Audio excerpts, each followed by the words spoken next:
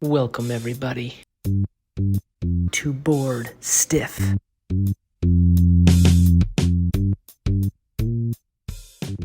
Hey, Board Stiff, we're back, and we are playing games all the time. We do nothing else but play games. Nobody works here, do you? Yes. No?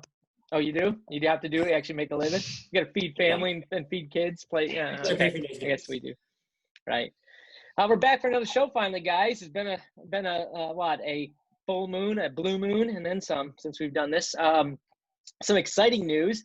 Actually, it's the day after you could have actually joined us.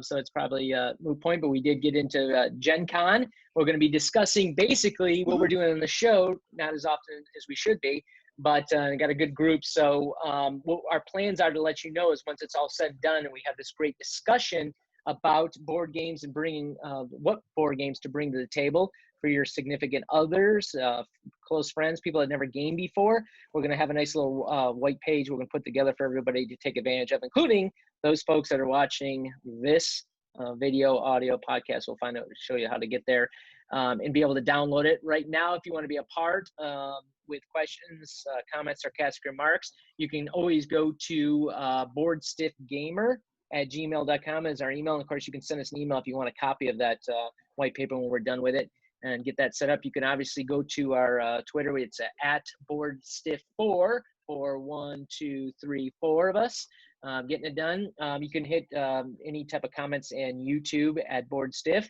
And I don't know if I mentioned, but the website is boardstiff.info, and that'll allow you to get you to the podcast as well, the audio version of it. So I think you'll find it interesting. We do spend some time trying to find the right games to bring to the table.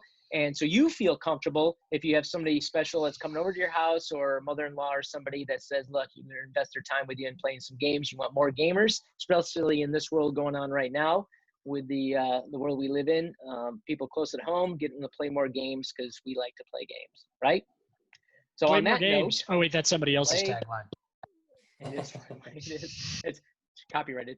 I don't know how that works. Is it? I don't think he'll sue us. Nobody does. Yeah. He's pretty sure. I'm pretty sure he has no idea we exist. Oh no, he and I are like this. We both drink the same beer together. It's called. That was the beer he made. It was excellent. So I was trying to give him a plug, and now I forgot what it was called. It's got like Star Wars figures on it and a whole bunch of cool things. It's like the best dark beer you'll ever have. But unless it was Star Trek, because that would be more on brand. It would, but I think it had like Chewbacca on it, which is weird. Like, why did he cross? Chewbacca Dark. Of course, we're talking about Mr. Will Wheaton, the one, the only. The Hi, Will. Hey. You'll never see this, but I'm waving anyway. Yeah. We're such big fans. Oh, that's so fanboyish. God. All right. So let's talk. So the game that we're going to talk about today, and it's all its pithiness, and we took a look and said we brought up a few different games that were much more focused on, let's say, maybe close friends or adult games. We have a lot of kiddos, right? Our kids, friends coming over, and we're trying to bring them into the mix too. And what game would be beyond your typical everyday Hasbro games or simple games that would start developing their minds, their very malleable minds, into becoming stronger gamers. Power gamers. And last week, power gamers, love that. So last week we talked about, after finishing up our conversations, Elder Sign, what are we going to do next? And we said we were going to do above and below. So cue, Chris. Dun, dun, dun, dun. There you go. Nice. All right. Above and below. A game by Ryan Lochat. I have no idea how to pronounce it, but it's also by Red Raven Games, and they have a whole series of them that Ryan has done, and cool. The couple I've sampled have all been great. But we'll talk more about this one. Exactly. So let's get into it. It is a game that actually Chris introduced, and he spent a lot of time walking through with the rest of us, so we kind of understood it, which we appreciated that very much. And it was interesting because when we talk about bringing kids in and so forth, well, obviously there's a lot of aspects of that too, as far as theme and how adult content oriented. There's a lot of games out there like that. And this one certainly fell into the category that definitely would work for younger kiddos. But let's jump into it. And so what we're going to do is always how we do the show. The lower the numbers, the better. We'll rate it. We'll talk about it, give it its review of why we think it is or is not good to bring to the table. and then also get rated on the simplicity factor. And we try to keep track of that, and we'll keep that on the site as well.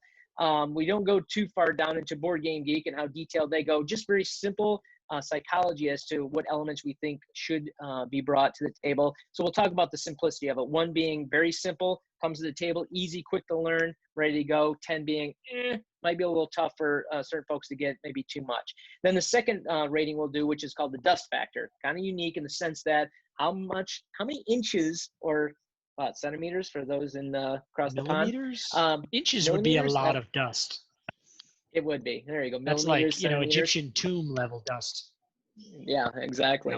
Which I do have a couple of those games too. But this would be something where the lower the better. So how much dust means you pull it off the shelf and playing it, so there's no dust on it at all. That'd be a 1.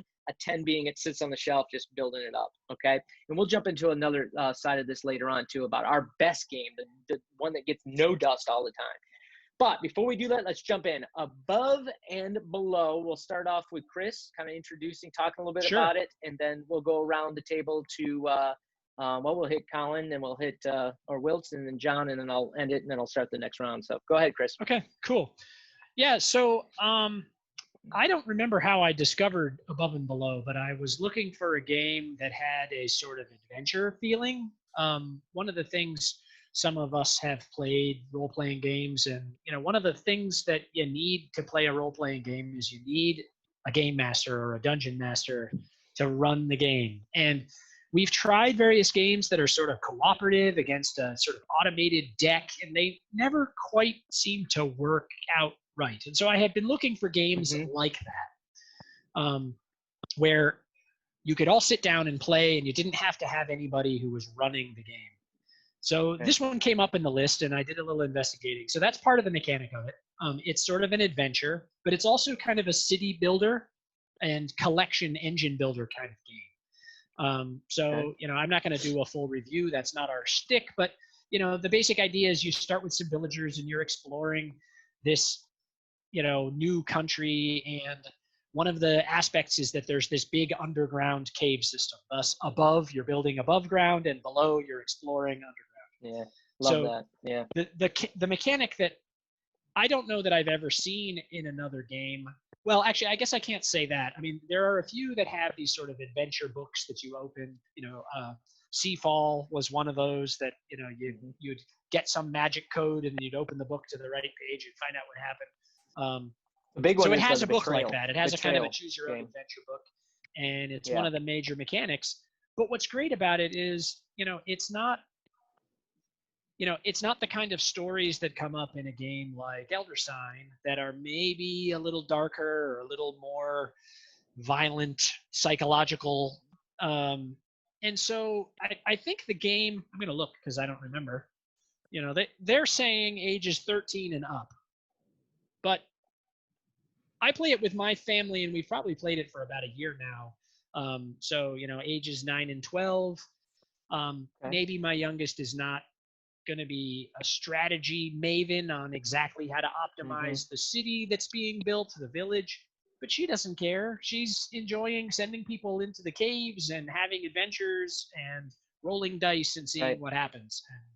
And so for me, those are all the great things. There's enough strategy and enough engine development that power gamers like us and our friends don't feel left behind playing this game. This is not Candyland. This is not, I'm going to get sued by Candyland now, but let me ask you a question. Does your, just one thing about, because this is very pertinent to it, does your kids, do they do a lot of reading? Do they read books? Are they readers? Yeah. No? I mean, my daughter's been through the whole Harry Potter series. So, I mean, she's into fantasy. That's a key point to this. And I was trying to bring it up in the conversation. Yeah. So, I mean, it is fantasy themed. It's sort of adventure themed. I mean, you're sending your villagers, and they're encountering these sort of fantasy alien life forms underground, and you're trading and you're interacting with the locals. And so, it's a very fantasy kind of oriented flavor. And all the art is fantastic. It's a beautiful game. So simplicity wise, to actually get to the rating system here, it's more complicated than a random dice rolling game, certainly. There's not a lot of resources to manage. I mean, there's kind of 2 or 3, maybe 3 ways to score points. So kind of once you understand those, you kind of know what you're doing. And frankly, you can have a lot of fun playing this game and not care if you win, which to me is a major aspect of bringing new people to a table, because, I'm going to optimize my village and I'm going to have a massive score, but the other people at the table are still going to have fun, even if I do that, and, I can feel like I don't have to hyper optimize to still enjoy the game. So simplicity wise, I guess I'm going to put it in maybe a 3 or a 4. I mean, it's certainly not a 1 or a 2. There's a couple of mechanics that are going on, but it's not super complicated. It's certainly below average in terms of complexity, not in terms of depth. There's a lot of game depth, I think, but in terms of figuring out what the rules are and what your actions can be during your turn, well, that brings up a little bit. So between 3 and 4, so 3.5 on the simplicity. We'll go with 3.5 on the simplicity scale. All right, Johnny, what do you think? Playing the game, played it how many times? Have you played it a few times or no? I played it once. Chris brought it over one night. Time with it. I was going to talk about how Descent was one of the first games I played that was kind of like a story in a box wrapped around Descent. Yeah. But that's very much not appropriate for, your 9-year-old daughter to go play, right? No, not really. Mm-hmm. It's not that same kind of adventure either. I mean, it's much more tactical. This is not a tactical game. Right. Then you have the highly strategic and big time investment of Seafall that we also played. Yes. It had a lot of story in it, which I thought was fun. I liked that. Until it all collapsed. So what I liked about it was it allowed you to just enjoy the theme. Like, I don't care, but I think I should just explore, even though I know it's probably going to hurt me, because that's what I should do. Right. Yeah. In the story of the game, that's what you should do. So what I liked about Above and Below was that it was like that. It was very story driven. It wasn't a huge investment of you've got to play this 15 times. You could play it. You can play your own game, like you said. Rachel can play her little game and just optimize what she wants, and I don't forget about that. I just want to go explore this dungeon, the below. I want to grow apples and explore. Okay, right. Have fun. While you're off in your corner trying to min-max your score as you do. Yeah. But you could still both do that at the table, and neither of you feels left out of the game. Exactly. Yeah. You're not. It's not one of these games where if one player dominates, the other players have nothing to do. Right. That's true. That's a good point too. And the turns are fast. I mean, you go around the table quick. So. Yep. So quick gameplay, really engaging story, beautiful artwork, enough decisions to make it interesting, but not so many that your 9-year-old can't play. Simplicity, I think you got it right. I was going to say a 4 because that's the number I had in my head, but 3 or 4 is probably about right. Just Factor, are we doing that later? That's next. That's what goes around simplicity. So you're a 4. So 3.5 and a 4. Wilts. I can't hear you. And we lost it. And we lost his audio.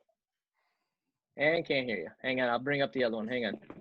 Try it now. Back up audio. Oh, you muted me. That's why you had me muted. It is. Can you hear me? Yes. I can.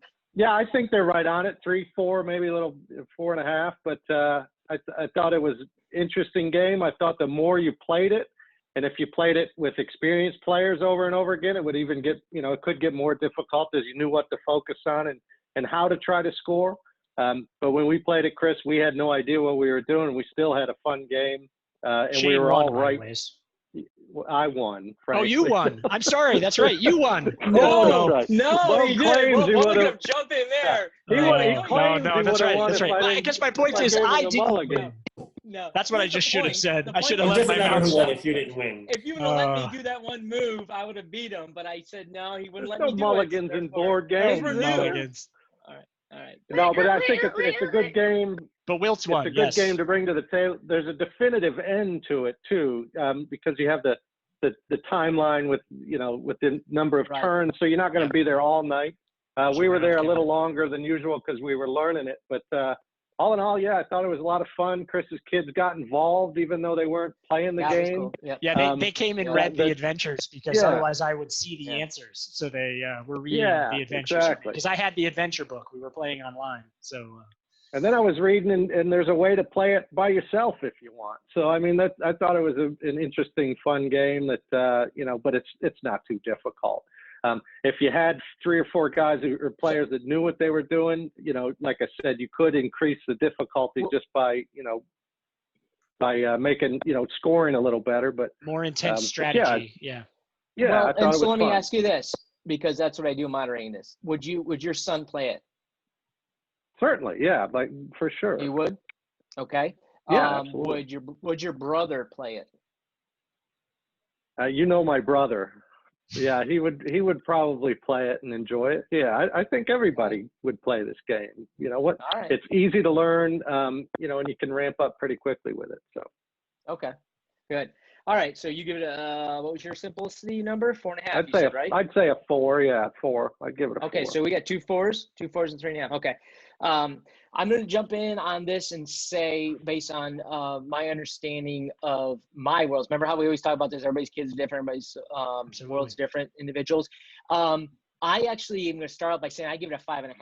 So I think it's actually still falls just over the top of an intro game to bring in. And the reason why I say this twofold: one, unless, and here's a good point, why I would fall into 4.5 would be if you have somebody that is a hardcore reader that enjoys, like, maybe they're doing a little choose your adventure, Harry Potter, like you'd mentioned, Chris. That's why I asked that very specific question, because to me it's kind of a linchpin in this game, is that it would provide enough value within the stories that you read, the quick adventures, to get somebody deep enough to keep enjoying that version of that game.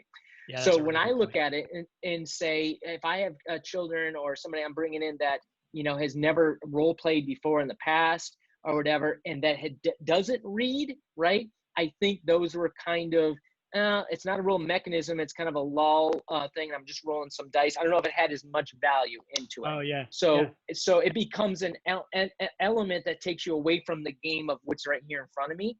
And I'm doing this from a very kind of weird psychology point or no, it's look legit. at it. But yeah, go ahead. No, I was just agreeing with you. I think if you're coming at it from a,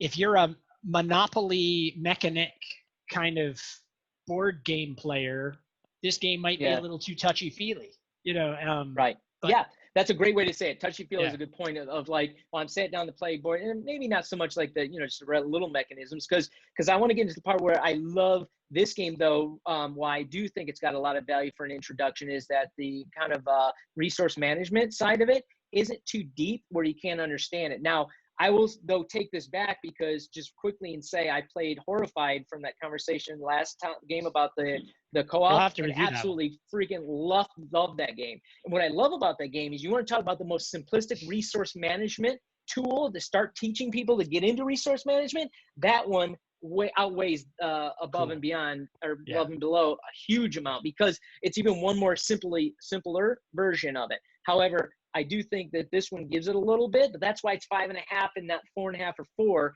because a game like Horrified would be 3 in that world, right? To be able to do that. So if you play this, if you don't know Horrified, check out the last show. We talked a little bit about it. It's a co-op game with some thematic, cool, old school monsters and so forth. But so for this game, why I say 5.5 is that I do think that that it is spot on, though. If you're really considering, you're at a game store looking for a kiddo game, or looking for something that you don't have to feel worried about that it's going to come across or being an issue as far as content, 100%. I think the above and below side of it, that mechanism is fantastic. I think that's something you don't see in a lot of games, that really does bring a new kind of, dare I say, level, right, to the gameplay, which I think then breaks people out of the normal, here's the board that you're playing on, kind of a 2-dimensional, and creates a 3-dimensional world for somebody to advance themselves. Yeah. And advances themselves into the gaming world. So in that case is why I didn't make it a 6.5. Really spend some time thinking about this, because I thought it wasn't the easiest game to play, honestly, to teach somebody. But these things do have a little more value that I think in the end makes them a gamer that'll come back and come back and come back and do what we're trying to get done here. Does that make sense? Yeah. So that's where I'm at with it. So I think those are all very valid points. 5.5 on that for me. So All right, so now we're going to just switch it around on the dust factor, okay? And now we say we have this game out. We've played it once, okay? We've introduced it. We all believe this is where we are in the simplicity factor. Now, when are we bringing it back, all right? So for me, I think this one is a very key pivotal game on the individuals you play with, meaning I think the people you first show it to will be the ones when they come back over, or the kiddos it's time to play again, you might pick it up again quickly. And I think to Wiltz's point is that I think the more you play it, the more you get involved, it becomes a fantastic game. It really blows up to a lot of either competitive play if you wanted to, or more thematic play if you get into the stories, because your kids crushed it. I'd rather listen to them read me stories all night long than actually play the game. That's how great they were. But that was the kind of piece that goes, okay, that's cool. So I think it would be a game that the dust factor would be relatively low on it. I'm going to give it probably a 3.5 to a 4. Let's say 3.5, because I do think it has enough elements to where there's enough gaming elements to keep it come back and back and back. And then just for me to play myself, if I had a buddy over and say, hey, check this game out, I played with kids or whatever, to do it. So I give it a 3.5 on that, as pithy as I can be. Let's go to Wiltz. Yeah, I would give it a low figure. I think I wanted to play again the next night after we played it, just because I wanted to try a different strategy than I used the first time. So yeah, I would give it a low number. I'd say after you played it 4 or 5 or 6 times, the dust might build a little more. But yeah, I thought, I think it'd be an easy game to pick up. The more you play it, the better you get. Then it might fall off after you hear some of the stories over and over again. And you tried out the different strategies, but I'd give it a 3 or 4. Nice. Same thing. So 3.5 as well. 2 3.5s. Johnny? Yep. Yeah, I like the game. In terms of in my house with my kids and Kathleen, I don't think this one will get played as much just because of who my kids are. They're 18 and 16 boys. They wouldn't take to this one as much as they take to games that are a little heavier on strategy, just because of how my family has evolved in gaming. Yeah, that's awesome. Yeah, they are not readers. They never were readers. They never read Harry Potter. They had a few things they liked to read, but that's just my point on that, right? Yeah. So to the point. Okay, so Johnny, but let me ask you, to keep on just going down the road, if you brought somebody new over, right? Now maybe not your kiddos themselves, somebody that's new, a friend down the road, your neighbors, right? Would this game be something you bring out? Was this where do you think, as far as would it be over and over again? Would it come out? Yeah, I think the story aspect of it can help get past the stigma or the fear of new game, right? To say, so if you trick somebody into in a way, right? You're it's a choose your own adventure. You want to do that, right? Yeah, and you remember those books? Like more of an activity, or like a lot of people of our generation grew up playing, the Monopoly and those games where there's a winner and there's a loser. And this is the kind of game where, even like you said, even if you lose, you're like, wow, I had an awesome time just listening to this really. Yeah, but you remember when that thing happened? Yeah. Yeah. Let's not confuse the reading. It's not Finnegan's Wake here, right? They're pretty short stories that you're reading with like with the choose your own adventure. Not sponsored by Finnegan's Wake. Yeah, right. It's not the Iliad we're trying to read here, but it is a component of it for sure. But you have a little chuckle. It's a minute or so of reading. You have a little chuckle. But you really don't have to either. And like we talked about, it's not a mechanism that you actually. I guess it is a big part of the game, because if not, then it's this all. I think you could play the game without adventuring. I seem to recall when I brought it for game night, John, and we played it. Somebody didn't. Was it you? You didn't go into the caves at all, and I seem to recall you had a pretty good score. So there's absolutely a way I only win a couple of times, as a city builder. I beat them. So. Which, by the way, I did on purpose. I was like, "What happens if I don't go underground at all?" And but work that system, Johnny. Work that system. But you don't come in last. Yeah. Right. Yeah, so anyway, so what was your score? Yeah, dust factor. What do you give us, bud? Oh, so if you want to say dust factor in my house, it's probably not a game I would pick up for my house. Okay. That's fair. So it'd be high up. It'd be high up on there. Okay. Yeah, it would be a high number, but I don't want to say that because I don't want to give it a bad rap. No, it's okay. No, it's all right. It's all good. I think that's why there's 4 of us here. Right. So you say an 8? You think an 8, 9? I would say 7? It wouldn't come off the shelf much if I got it. I think I'd get 1 or 2. Give it a 9. You could say, yeah, that's fun. I get it, but let's play Terraforming Mars again. Right. Yeah, But if your not neighbor a game came for over new again, players. right? No. Right. Yeah. Okay. Gotcha. All right. So that's good stuff. We got it all. And Chris, you're. Yeah. So for us, this is probably one of the top 3 games that gets played in our house right now. And those are probably this game, Kingdom Builder, and Can't Stop are probably, if it's just we want to throw a game on the table and nobody wants to think about what game we're going to play, we're going to grab one of those 3 and they're going to come to the So table. you're actually doing the segue into the next one. So for this game, you give it what's your dust factor for this game? There is no dust. I mean, this box so is it's pristine, a 1. So I mean, it's a 1 or a 2. I mean, does it go lower Perfect. than 1? Yeah. So for us, this is absolutely. And John hit the point, and Shane hit the point. Your points are right on. I'm at the point where I have children who are expanding into more complicated gaming environments. We've done a little role playing. They are both into fantasy and science fiction because, the apple doesn't fall far from the tree.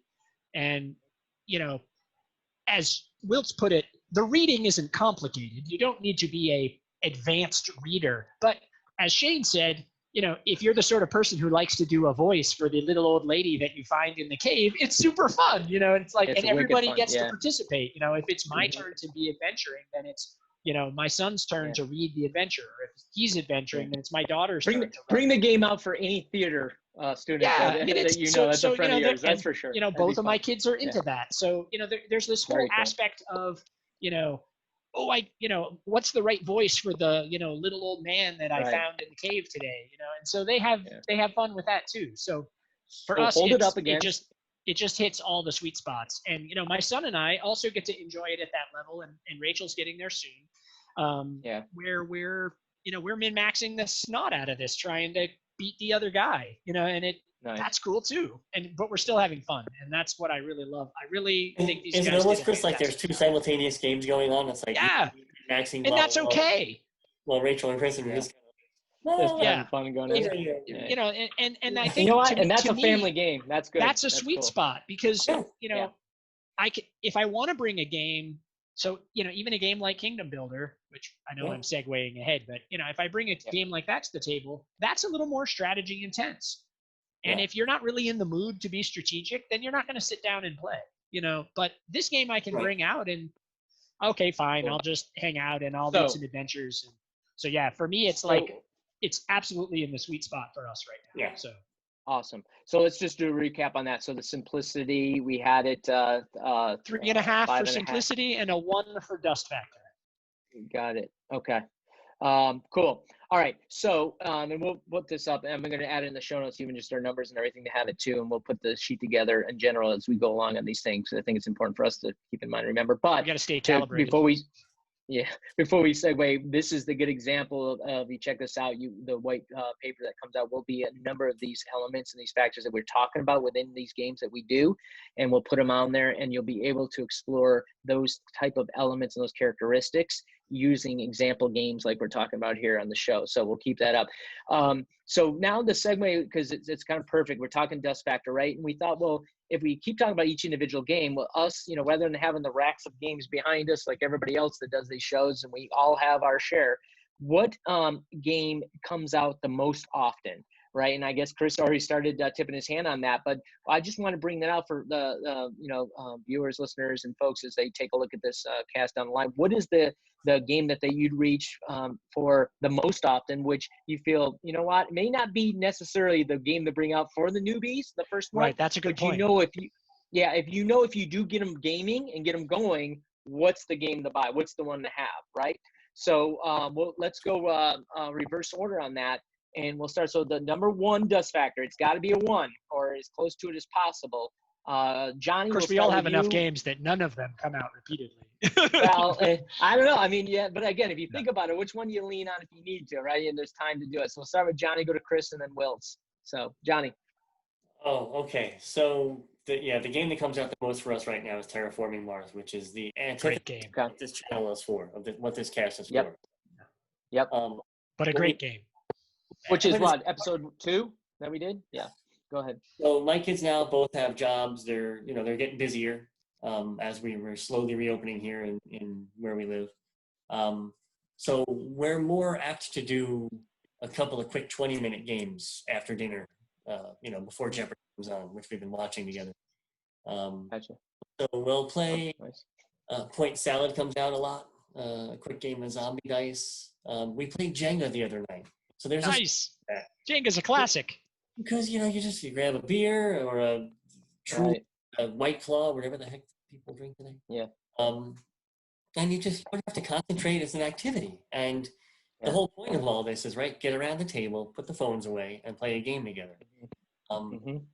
Last Sunday we played Monopoly. God help me.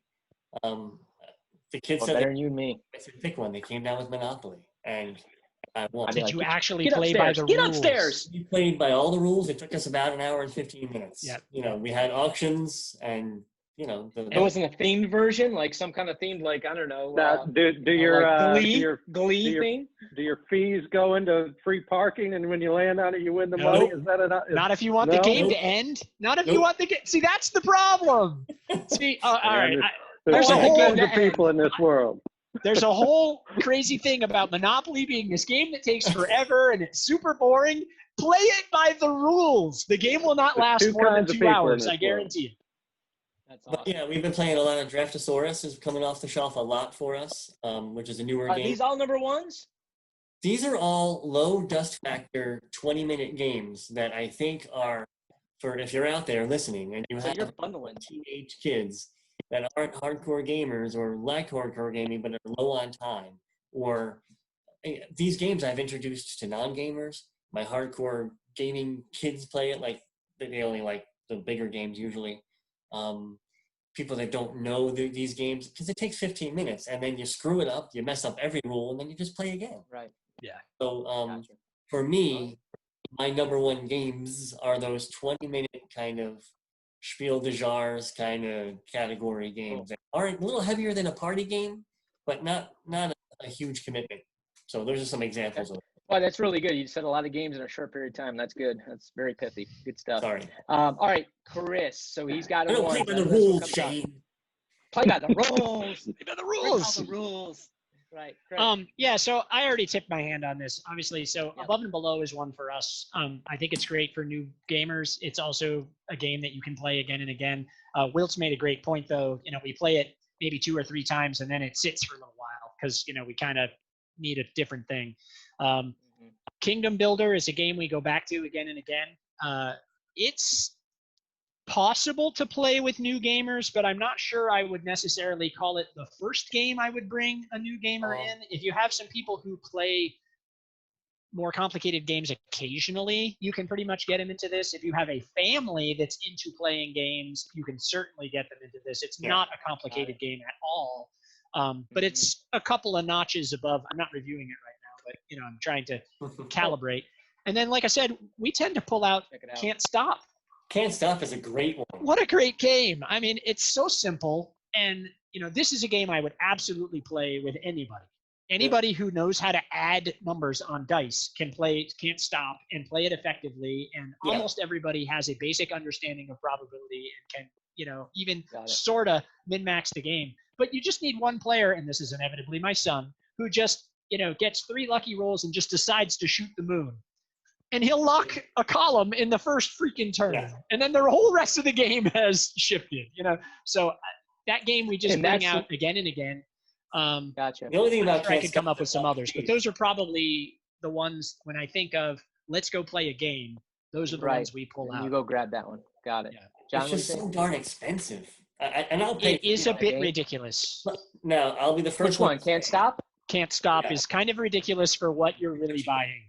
But what you get, I don't spend a lot. I don't spend a lot on games. You know that. So. But what you get is you get literally dozens of game sessions sitting around the table with people. So you can't really put dollar value on that. Yeah, that's a good point. Yeah. But for the material that you get, you don't get a lot of. It does feel like you spent a lot of money, and I will say pretty much, and I'm sure this is a thing, but I don't necessarily condone it because the Sid Saxon Foundation deserves their money. But a 3D printer would pretty much make that game board obsolete. And, dice are dice, and the rest is which I'm going to be getting. Cones, That's good. So. All right, we got yours. Wilts, what do you got? Yeah, as Bug knows, I rely on him a lot for my gaming, but my family kind of goes old school. I play a lot of Risk, and we play a lot of Monopoly at the house. Nice. Yeah. Risk is by far one of my all-time favorites. But we bring that one out from time to time. Yeah. Yeah. Do you like Risk Legacy, Wilts? I don't. I have the old school Risk. You got to try Risk Legacy. It's a lot of fun. Is it good? Yeah, it's good. But so.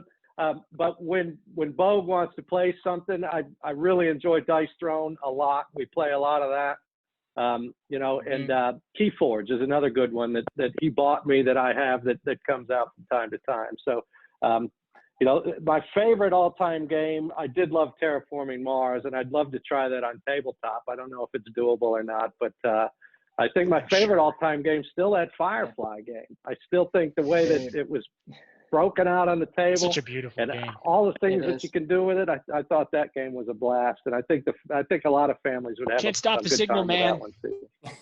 And it takes a long time to play. I mean, keep that in mind. The but game is insane. just like Monopoly, when you get free money for free parking, but don't do it. Say no to free parking. That's a all those Snowy games. Sunday game. Yeah, all those that's games an entire day game. Yeah. But you know what, though? That's the thing. If you're going to do it and you put it in, so it's kind of cool because then you got to add that factor of time. Now, it's one thing we've talked a little bit about in our conversations, yet it's not necessarily an important element or theme. If depending on the person you're dealing with, like we want to make it, it's got to be within 4 hours, 3 hours, 2 hours. For a new person, I think that all depends on the individual too. That you're going. If somebody comes over and says, "Okay, I'm going to try the game. Let's get onto it." Then that Firefly man, and if he even knows the thing, whatever, it's like this is the thing to go with. Yeah. But if he's like, we're just coming over for the night, and and we're going to sit down. And I'm just talking about like a general, let's say, a friend gamer. You don't want to pull that out because of that type of situation. But you spend their entire level of their available time just explaining what the tokens in the game mean. Sure. Yeah, and you don't want them sitting there going, "What in the hell did I get myself into by I'm never coming over to his house again." Exactly. And that's exactly the opposite of what we're trying to do with this show. So I will jump in with my one, and I know it's I don't think I've ever talked much about it on the show, but all my buddies here know I am 100% HeroScape. I knew it. I believe hands down. Did you really bring it out that often? Oh my gosh! Oh, you don't get the pictures? He takes pictures of it more than he does. Apparently, I'm not on that. Forward on all the pictures. Okay, here's why, folks, and very simply is that the game mechanics are so easy and so simple to play. It is 3 numbers, 3 things you deal with. The visual of the game with its 3-dimensional setup. Now, the pre-setup is me doing an hour's worth of work or 40 minutes worth of work before we come sit down. So understand your time as a gamer, the host or whatever is going to take more to do this. But I don't mind it. To me, it's therapeutic to build these concepts, like coming up with new looks and different levels. But here's the thing, check it out. HeroScape is no longer available. Matter of fact, I think WizKids or Wizard of the Coast bought it to pull it off the shelf. Because Bogue bought all the remaining pieces. I do. Actually, I still bought them. I just bought 2 more sets on it, and they're not cheap. So this is not something that you're going to find easy. You got to go to eBay, you got to go whatever. But I promise you, if you got kids, which is a theme of this show as well, and you got time to set things up, you bring somebody over, they will sit down and they will play the game. And the main reason why I'll tell you is that it's the #1 dust factor is you can thematically create any character you want to be on the game board. So for instance, we've done Naruto, we've done Predator versus Aliens, we've actually done what's the video game that all the kids are playing? It's Siege, Rainbow Six Siege, the operators. We've created all these characters and put them on the board, and they use their special abilities and everything to actually create an unbelievable thematic day. So you could find out who that person is that likes what. Come over, prep it with these characters because it's no longer made. You can use the standard characters that are available out there, which makes it really, really easy to understand, learn quickly. or you can create a world for somebody coming over to immerse them in that moment. Takes about anywhere between an hour to 2 hours if you're just playing along, depending on how difficult you get. And the game creates somebody going, wow, what an experience. We do that all the time for ourselves because we've never come away from that going, wow, that was, that sucked. It was amazing because we've always kept into a different theme that we've done it with. And the game itself is so simple and easy to do, but it keeps you going, and everybody gets the turns go by fast and things continue on. So hands down, check it out, HeroScape. It's like I said, it's out of print, out of production right now. Unless I can get my hands on the license, I will pay for it, and we'll get it going again. But that's hands down number one without a doubt. So Bogue, I'm going to ask you a question then. Go for it. So what's your alternate? So what's a game that someone could actually go out and get that would get they can buy airtime at your house? Yeah, so the game is roughly about $60 to $60 to $80 to get to start off with it. So it's not horrible. You can still get them. You can still buy them. So it's not it. The other game that would come out, Fireball Island. No, we actually haven't brought that game out much because HeroScape's better, and that's kind of got the same. It's super cool to play thematic. Once. Yeah. Honestly, I hate to. Yeah. Sorry, Rob Davio, but it's a game we haven't played a lot of, even though I think it's got value. Boy, you got me because I really wasn't prepared for another one on that, because I think then we go into this whole kind of level series of bundling, like John's talking about, where we have different games we'd bring out. I think a Dice Thrones is a huge one that Wilt had mentioned. I have not That's a game played that we bring out. I'm sorry to admit this. Great. You guys have talked about this game. How have we not played this yet? Well, because you're gracious enough to teach us on yours, we'll set you up. We'll play that one. Yeah, we'll let's show do you it. how it is. It's pretty fun. So that's one that definitely comes out. And I know I'm missing one. Up until a year and a half ago, X-Wing was a game that got no dust. X-Wing miniature game. But then when they decided to tweak it, go to a wave 8 or 9, which I couldn't afford, or even I couldn't afford to do because I'm spending all my money on games. They changed the entire game up, which I think is a big no-no, which is good conversation for another show. And I've actually watched some folks from like Covenant and Team Covenant and those guys talk about how that can kill it. And it really did. It took people that were totally sick and loving the game to be like, oh, wait, now I got to change. You told me it's going to be better, but it still was fine before. And so it didn't quite make the shift, in my humble gaming opinion. So that was probably a game up until a year and a half ago. That was my one Dust Factor 2 that's now no longer. It sits there and starts to build. At least dust, it looks cool when it's sitting there collecting dust. They do. That's a big part of us. We're very tactile. We got to visually see it, feel it, and do it. That's why Firefly you mentioned is good. You're a These collector. games, HeroScapes, I love it. I collect. I like good quality games, and I do like that version. Where miniatures does bring another element to the tactile feel and play of games. So they're not cheap. That's the difference. You're always adding to it. Destiny. I'm a big FFG guy, so I can go on and on about those games. But so that's probably where I was with that. So good stuff, guys. Thanks for the follow-up. All right. Yeah, so let's just we'll recap by saying Gen Con, we got that coming up next week, I believe, on Thursday, which is a big thing. Whoop, whoop. Gen Con, we appreciate them allowing us to host that segment and really develop this concept that we're doing. Yeah, I'm really excited to see what comes out of it. We'll pull some good information. We'll get that out to you guys, those that are watching, listening, wants to be a part. Be a part of the show or get that information. You can always go to BoardSTIFF on YouTube, check our ugly mugs out on other shows. Like and subscribe or whatever the heck they say about it. That's important. At BoardSTIFF, at BoardSTIFF4 is our Twitter, so you can send us pithy comments if you'd like. We appreciate it. BoardStiffGamer@gmail.com. We can obviously send me an email and we'll send you that back, that file once it's done. And then, of course, BoardStiff.info. That gives you kind of the background of who we are, what we do, and the podcast itself on the audio version. So you can pick it up there. All right. Gentlemen, good, strong content show. As always, you guys are the besties. So we appreciate it, spending the time doing this. So we'll try to get back on maybe a little quicker than next once we get our gaming vibe on with this Gen Con and do another one. So next week, which is what? Anybody remember what the deal was on that? Who's got it?